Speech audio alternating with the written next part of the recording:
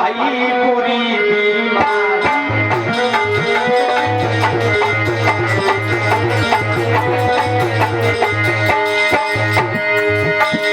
अरे जा भाई पूरी बीमारी, अरे तक रोई नहीं फौज प्यारी।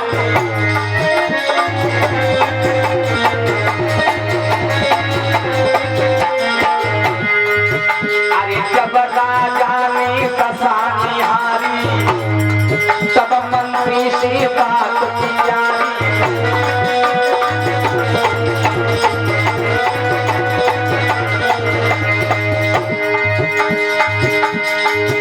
अरे पेच से पढ़ने लगी विज्ञान, अब बैठे उठे लगे शर्म।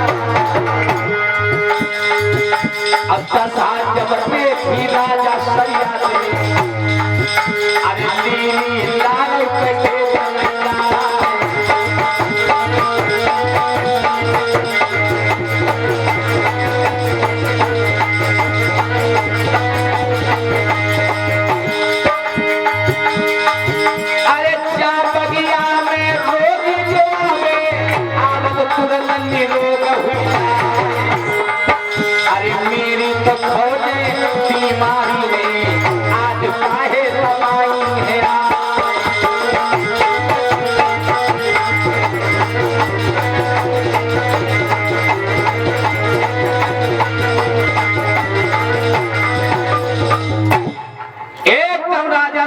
कहने लगे मंत्री, अगर चमन ऋषि की बगिया में कोई रोगी आता है वो निरोग हो जाता है, लेकिन हमारी फौजों में बीमारी क्यों बढ़ गई?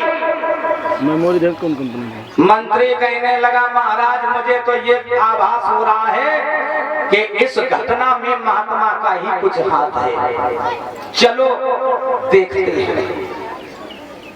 अब महाराज सरिया चल बहे, मंत्री भी साथ में जा रहा है, और जो टीला के पास में पहुंचे तो क्या देखा कि महात्मा चमन ऋषि की आंखों से खून निकल रहा था। समझ गए? हमें लगता है हमारे फौज के किसी सिपाही ने महात्मा की आंखें फोड़ी। आज उस मिट्टी को इधर उधर किया तो महात्मा जी तो निकल आए, पेट तो पचक गए, लेकिन भगवत प्रेमियों राजा सरियाद आए और कहने लगे, ए जवानों, जवानों, तुम लोग अभी भी सो रहे हो?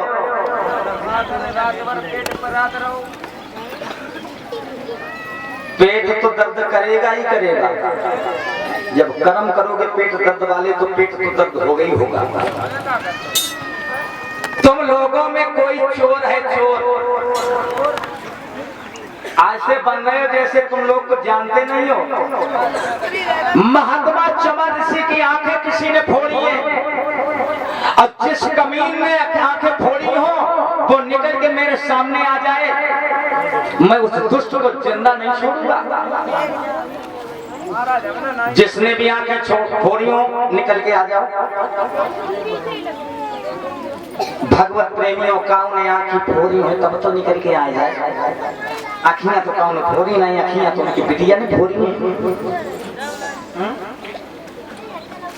भला निकल के कौन आ जाए?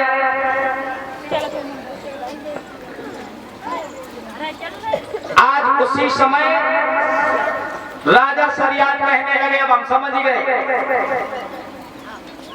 तुम लोगों को हम समझ गए,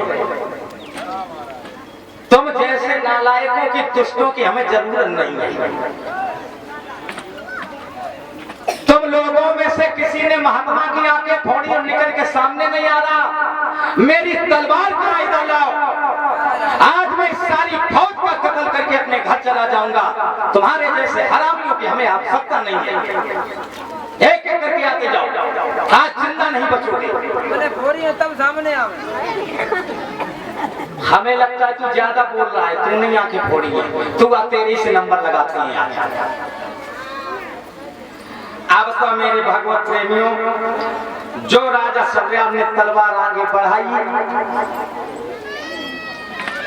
अब बाई समय पे वह पितरिया 12 साल की जो है राजा सरियात के पास में पहुंच गई। अब हाथ जोड़ के कहने लगी पिताजी। राजा सरियात कहने लगे बेटी हाँ क्या बात है, तुम क्यों रो रही हो? कहने लगी क्या बताऊं पिताजी,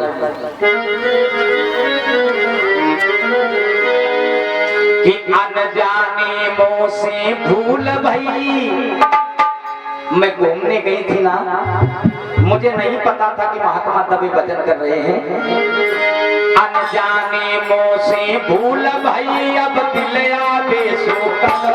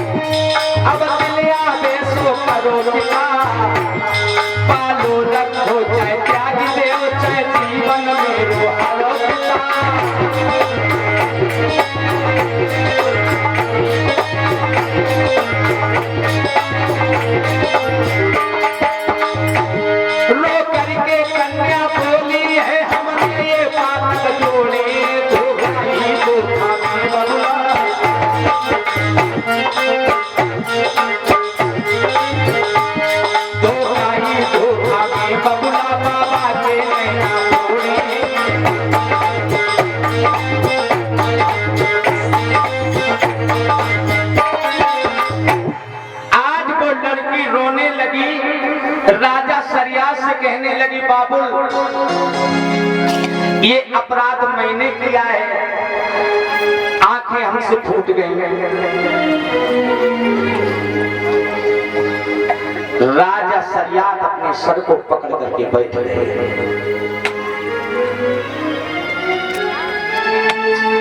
अब बताओ क्या करें? अगर समाज का कोई सिपाही होता तो मैं जान से मार देता। अब इस लड़की के साथ में क्या करूं? क्यों मंत्री, मेरा तो दिमाग चकरा रहा है, क्योंकि क्षत्रिय का धर्म होता है स्त्री पे कभी हाथ नहीं उठाता। और दूसरी बात, ये हमारे प्राणों से प्रिय मेरी लड़की है। अगर इसको मैंने छोड़ दिया तो मेरा धर्म चला जाएगा, और अगर इसको मैंने जान से मार दिया तो मेरे ऊपर पाप लगेगा। अब क्या करूं? तुम ही कुछ हमें राय बताओ। हाँ क्या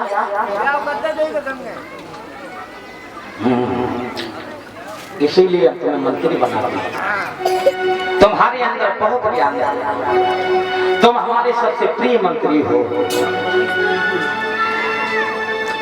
आज मंत्री ने सलाह दी कि महाराज महात्मा तो अंधा हो गया, खाने पीने नहाने धोने हर तरह से दिक्कत होगी,